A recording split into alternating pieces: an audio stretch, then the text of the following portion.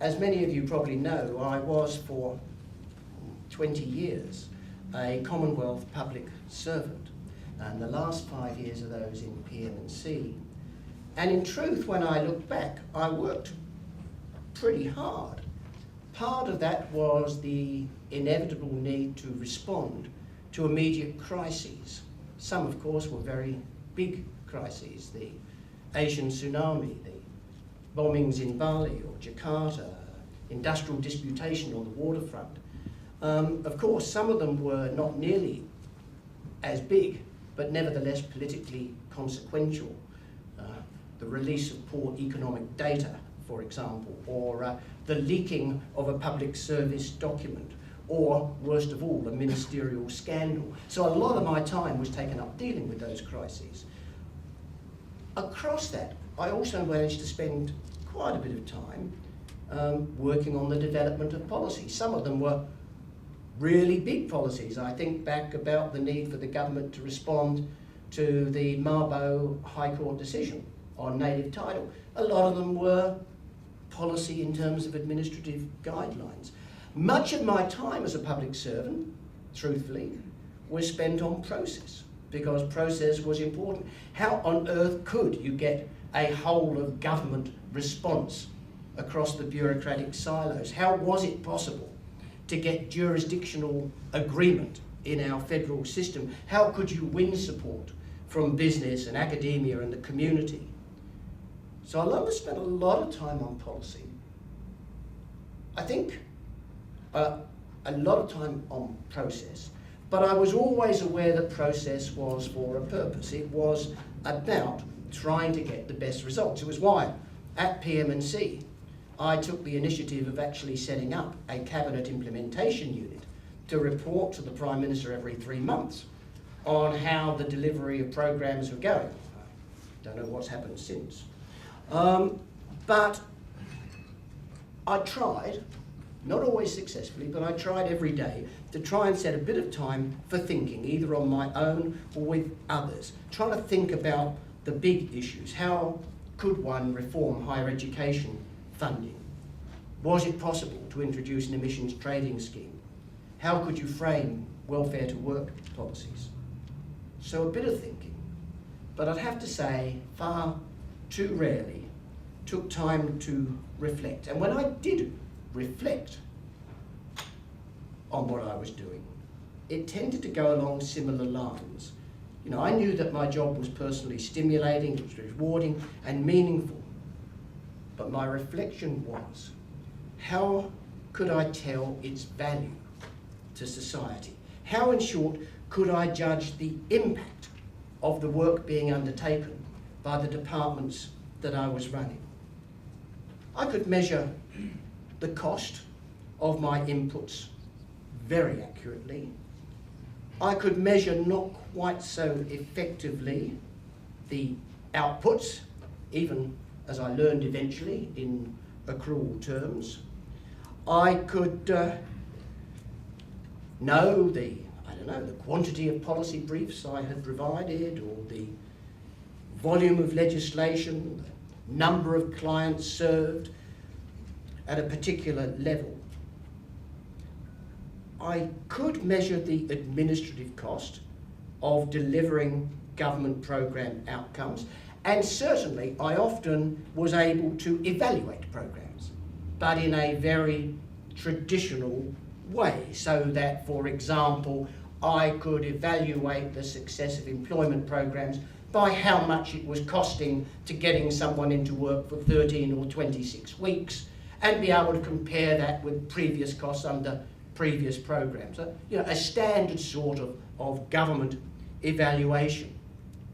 Even on occasions working out, what were the commercial value of some of the CSIRO inventions. That was sort of okay. Spent a lot of time at Senate Estimates Committees putting that forward under questioning. But the difficulty is, what about the impact? What about the impact of the policy as it was developed and then it was implemented? What were the full benefits of the policy? In other words, when I measured how effective we were at getting people into employment, I could know what were the cost savings in terms of welfare. I could foreshadow, all being well, what the increased tax revenues would be. I could estimate the value of increased workforce participation. But what about the stuff that was a bit different? What about what has become increasingly obvious, the value of the improved health outcomes of someone who was in employment? What about the long-term benefits? You know, one of the frankly disgraceful things in Australian society is that we still have 500,000 children living in households where no one is at work. We now know that those children are themselves much more likely to be unemployed in the future. How do you measure those long-term consequences? How do you measure things like the increased level of social engagement which goes with having a job? And then, if that wasn't bad enough, the reflections became more challenging. What about the unintended and unanticipated consequences of the policy? Putting people into work obviously creates more demand, for example, for childcare. And then, always problematic, how could you measure the benefit of what you were actually contributing to policy? How could you attribute what you were doing? I ran a department which contracted to the job network that delivered programs that got people into work. But how was I to know what was the value of my program and the way it was being implemented compared, for example, at a micro level, the enthusiasm of the Salvation Army Employment Plus manager at Marrickville? Or, at a macro level, how important what I was doing compared with the upturn in the economy. So attribution was a key problem. And then as I reflected, I got more perplexed. What of the carefully prepared policy, which was rejected by government or by Parliament or necessarily compromised through the process of negotiation? How was I going to assess the value of the policy that wasn't, or was delivered in a way in which it hadn't originally been perceived? As I started to get depressed, and I can see your faces falling now, all will be well by the end of the day, I did think to myself, well, this is actually pretty tough in PM&C, but what about if I was the director of the National Gallery of Australia? Could the value of the art collection and its contribution to Australian culture be calculated simply by comparing the cost of purchases and the administrative expenditure against the number of visitors to the gallery? Was it any wonder that I found action and thought far more exhilarating and rather less challenging than reflection?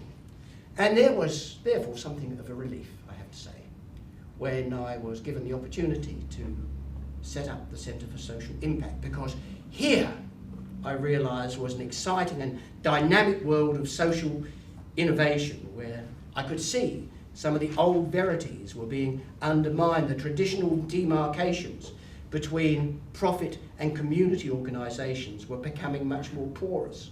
Not-for-profit organisations were becoming social enterprises. Triple bottom line reporting was given way to corporate citizenship, corporate sustainability, CSR, and now, of course, to shared value organisations. There was an increasing array of global reporting indices being developed.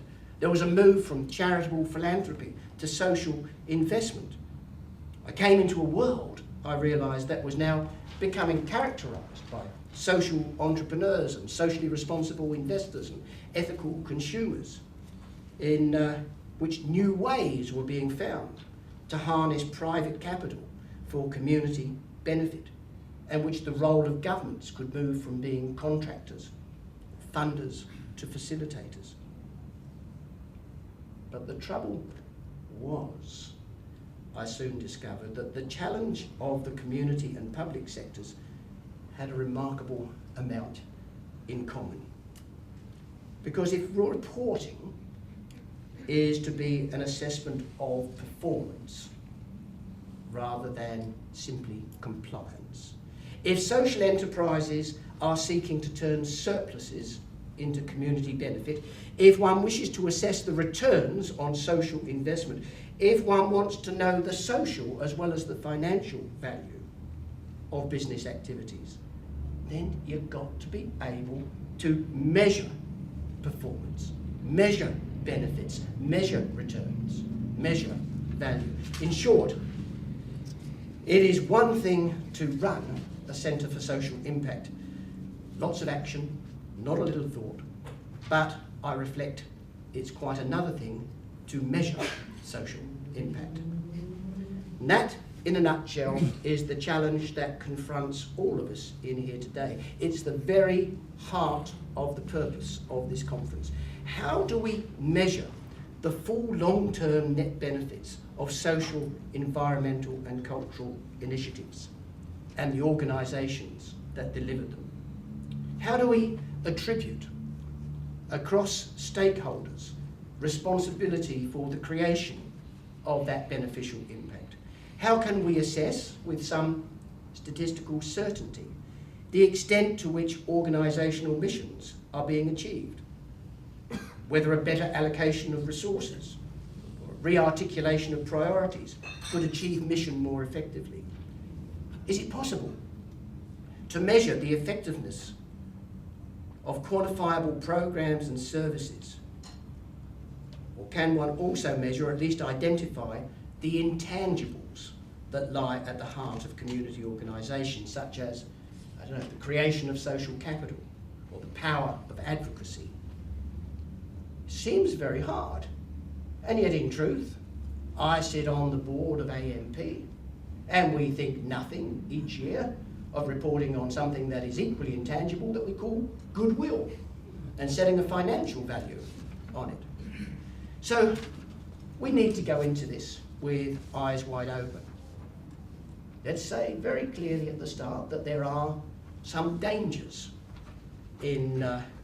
which accompany social auditing and social impact analysis.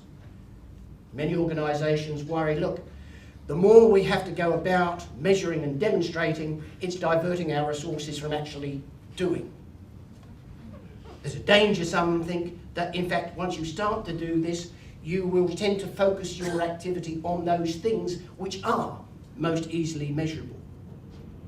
There's an important something that organisations that do this could lose the support of those who want to have the gift of giving or volunteering.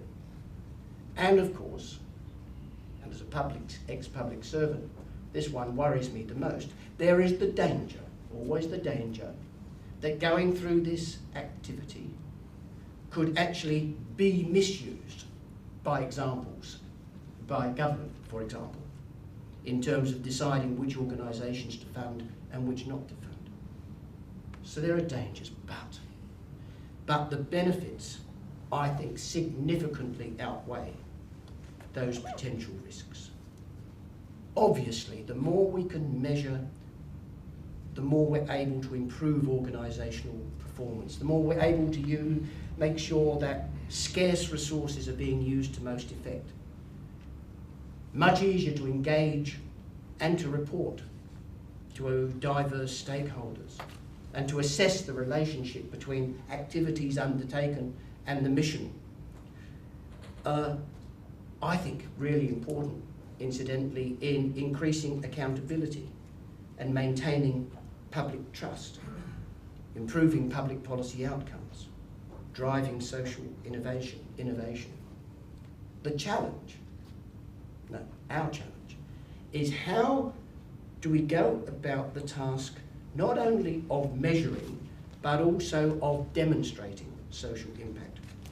What are the tools being developed to help us? How can we, if you like, develop our case law in a way which can be documented and then shared?